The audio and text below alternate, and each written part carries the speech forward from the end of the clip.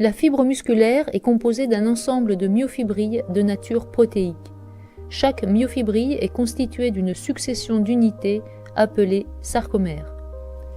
Chaque sarcomère est composé de filaments épais de myosine et de filaments fins d'actine.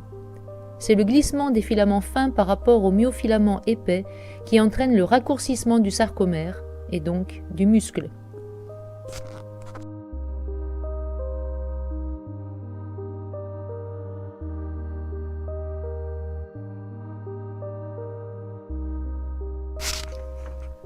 Le glissement relatif des deux types de filaments est dû en partie aux propriétés de la myosine. Les têtes de la myosine se fixent sur un filament d'actine. Les filaments de myosine se déforment de façon synchrone et font glisser les filaments d'actine.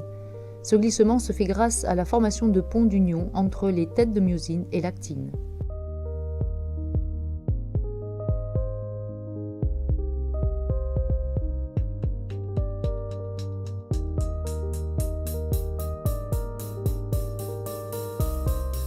Lorsqu'une tête de myosine fixe de l'ATP, elle catalyse l'hydrolyse de l'ATP, ce qui fournit l'énergie nécessaire à l'activation de la tête qui change d'orientation. Les têtes de myosine activées forment des ponts d'union avec l'actine. Le complexe actine-myosine libère les produits de l'hydrolyse de l'ATP, ce qui s'accompagne d'un retour de la tête à sa position de repos. C'est le coup de rame qui provoque le mouvement relatif des filaments. La fixation d'une nouvelle molécule d'ATP entraîne la dissociation du complexe actine-myosine. Un autre cycle peut commencer.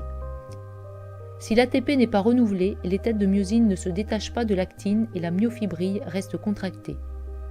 Ainsi, lors de la contraction musculaire, de l'énergie chimique sous forme d'ATP est convertie en énergie mécanique au niveau de chaque sarcomère. Cette conversion est permise par les propriétés de la myosine et de l'actine des myofilaments.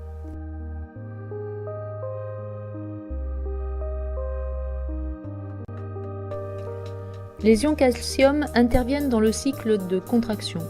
En se fixant sur une protéine, appelée troponine, située à la surface de l'actine, les ions calcium permettent la formation du complexe actine-myosine.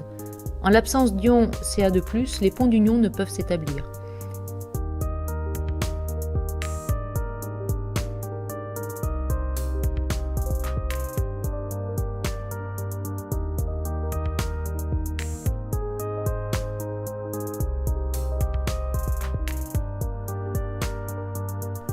C'est en réponse au signal nerveux et lors de la fixation des neurotransmetteurs sur la membrane postsynaptique que des ions calcium sont libérés à proximité des myofibrilles. Les ions calcium jouent donc aussi un rôle important lors de la contraction musculaire.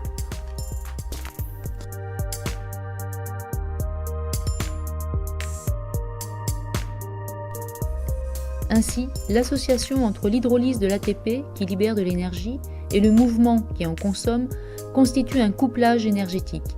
Il implique ici une transformation ou conversion d'énergie chimique portée par l'ATP en énergie mécanique, mouvement. La myosine et l'actine sont les acteurs moléculaires de ce couplage.